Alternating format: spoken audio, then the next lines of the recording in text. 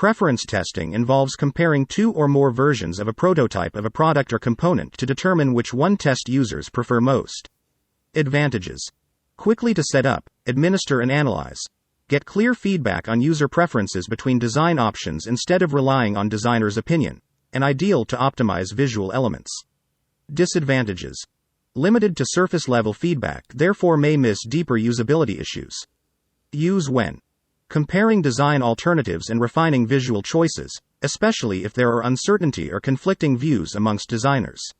Number of participants: 16 to 60 participants, ideally per customer segment in case the compared component or feature appeals differently to different segments.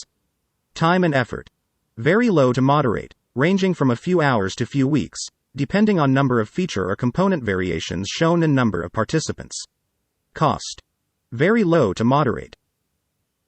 Contextual inquiry, also known as field studies or participant observation, although there are subtle differences, involves observing and analyzing users in their natural environment to understand their behaviors, needs, and attitudes.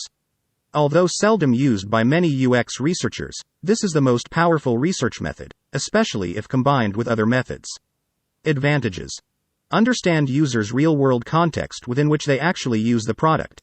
Gain in-depth insights into behaviors, needs, limitations and circumstances. Disadvantages: highly time-consuming and resource-intensive, can be intrusive and invade users' privacy, which in turn may influence or skew their behavior. Use when developing deep empathy for users and identifying context-specific requirements, especially when context or environment of use is key. It can be so effective that it should definitely be strongly considered if possible. Number of participants: 3 to 12 participants per user segment. Time and effort: moderate to high, ranging from a few days to 2 months, depending on complexity of the product and number of participants. Cost: medium to high, depending on time spent per participant, their incentive cost and number of participants.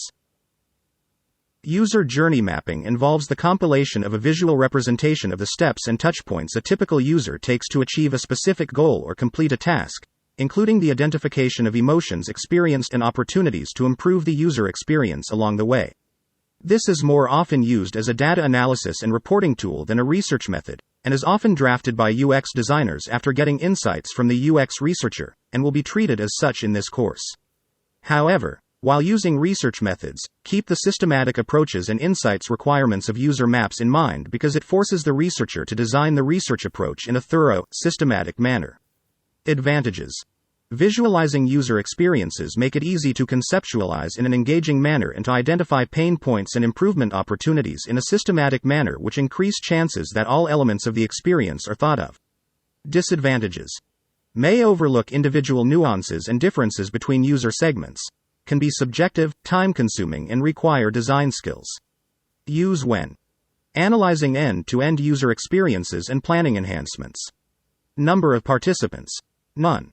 Time and effort: moderate to high, ranging from a few days to a month. Cost: none to very low. User personas involve developing profiles of fictional users based on research and user data to represent market segments or typical groups of users and their behaviors, needs, and goals, to help designers and product managers emphasize with users, thereby better inform design decisions. This is more often used as a data analysis and reporting tool than a research method, and is often drafted by UX designers after getting insights from the UX researcher, and will be treated as such in this course. Advantages: provides a clear understanding of users' needs, goals, and behaviors, which can inform design decisions.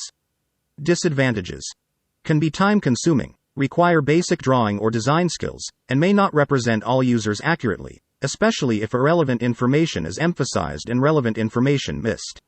Use when you need to design a product or service that meets the needs and goals of a specific user group, especially if the target audience has diverse needs and can be fairly easily clustered into market segments. Number of participants: none. Time and effort: low, usually just a few days. Cost: none to very low. Analytics and A/B testing. Analytics involve data analysis tools to understand user behavior on a website or app, while A/B testing involves comparing two versions of a live or actual product or component to determine which one performs better in terms of user engagement, conversions, or other metrics amongst actual users. It is a specialized field, therefore UX researchers usually simply receive summarized insights from analytics experts, and get help from them to perform A/B testing. Therefore these methods will not be discussed in detail in this course, apart from how to cooperate with such experts. Advantages. Provides objectively measured quantitative data on which design or feature performs better in terms of user engagement or conversions. Disadvantages. Can be time-consuming to set up, requires specialist skills and permissions to change the code, may interfere with web analytics and do not capture qualitative insights of the user experience. Therefore, it is often left to the experts to perform, which creates dependency on the input of such a person or team. Use when. When you need to identify which design or feature performs better and make data-driven design decisions, which is especially useful to optimize user interfaces and back up important design decisions. Number of participants. No users are tested directly, but requires large numbers of website, app visitors to generate statistically significant results, especially in the case of A/B testing, and even more visitors for its more advanced and powerful variation, namely multivariate testing, which will not be covered in this basic course. Time and effort. Moderate to high, ranging from a few weeks to months, depending on number of app or website visitors. The more the faster insights will be generated. Skills level of and level of cooperation by the analytics specialist. Cost. Low in case free analytics tools are used and in case help is received from internal analytics staff. High in case analytics experts have to be hired. Powerful research technique combinations. Research techniques are often combined to produce much deeper and more reliable insights because they can complement each other or reinforce confidence in insights produced if the conclusions from one method support conclusions from another. Here are some commonly used and powerful research technique combinations. Quick literature review, competitor and benchmarking study, and almost any other techniques combine very well because it is always good to know what competitors as well as industry leaders and other innovators are doing and how you can adjust and improve upon that. Individual interview followed with user testing and possibly preference test and/or card sorting. In practice, a user test combines very well with an individual interview because it allows you to gain deeper qualitative insights beyond what you can only learn within the boundaries set by the tested prototype. It makes especially sense if you made an effort to find the right participants and paid for a relatively long session and there is time left to discover insights beyond usability. If your aim is not to test a prototype but rather to discover broader insights through an interview, it still makes good sense to throw in a user test, even if it's just with a very low fidelity, rough prototyped idea, because it always is good to put ideas in front of users as early and frequently as possible, so you can just as well use this opportunity to test something quickly. The same applies to preference tests and card sorting. Use this time with the user to explore user preferences or improved navigation if time permits. However, it is not recommended in case of quick interviews or rapid user testing, or during comprehensive card sorts due to time scarcity and loss of focus. Individual interview or survey, followed by persona and user journey map creation. Although there are several other ways to gather insights for persona and journey creation, an interview or survey may be an ideal way to gather information gaps or to discover deeper insights. Beware that interviews are not able to validate assumptions because its data is not statistically significant because of small numbers of customers interviewed. A common mistake is to rely on a small number of interview participants to create personas. Individual interview, focus group or user test preceded or followed by a survey, is especially useful when time with the participant is limited and you wish to gain more insights about them. In the case of focus groups, a survey is helpful to gain individual opinion as well. A pre-survey can also help to screen for participant recruitment so that you make certain you conduct the interview, focus group session or user test with the right persons. Guerrilla test and preference or tree test. Because a guerrilla test is so rapid and involves a prototype, it is very easy to slip a quick preference or tree test in as well. Beware of adding too much testing, otherwise it defies the purpose of guerrilla testing and evolves into a full user test that lacks budget and a quiet environment. Contextual enquiry and various other techniques combines very well with individual interviews simply because ideally it should not only include passive observation, but also in-depth discussions as well to understand why they behave in a certain way and to understand their context better.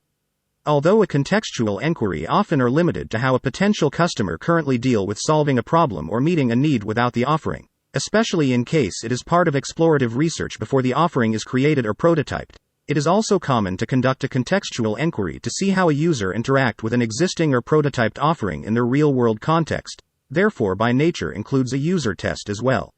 It is also an ideal opportunity to explore the deeper needs and motivations of a persona, and to accurately map out the total omni-channel customer journey. It also combines well with preference tests in case the participants are provided to test and give feedback on different variations of an offering or its components within their natural context of use. Lastly, a guerrilla test conducted within the context of use can be considered a micro-contextual enquiry. Card sorting, tree testing and first-click tests combines very well to radically improve navigation of a web or app. Ideally start with an open card sort, followed by a closed card sort, then a tree test, and finally a couple of first-click tests to enable you to increasingly refine the information architecture. Now that you know what the research needs of the client or other stakeholder is, and have a basic understanding of the UX research techniques available, you are ready to compile a UX research plan.